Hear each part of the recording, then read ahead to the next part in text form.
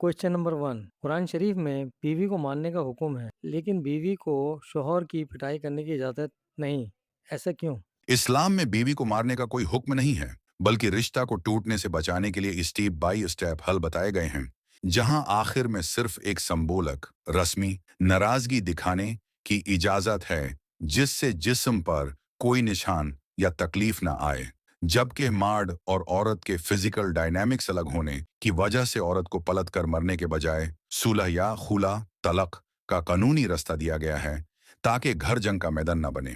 نبی کریم صلی اللہ علیہ وآلہ وسلم نے اپنی پوری زندگی میں کبھی کسی خاتون پر ہاتھ نہیں اٹھایا۔ کوشچن نمبر 2، اگر عورت کے چہرے کا پردہ فرض ہے تو دوران حج عورت پر چہرے کا پردہ فرض کیوں نہیں؟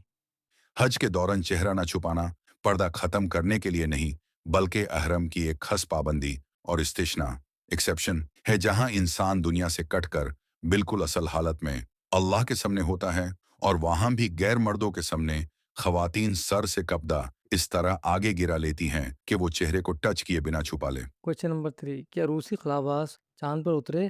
اگر ہاں تو کب؟ تفصیل سے بتائیں۔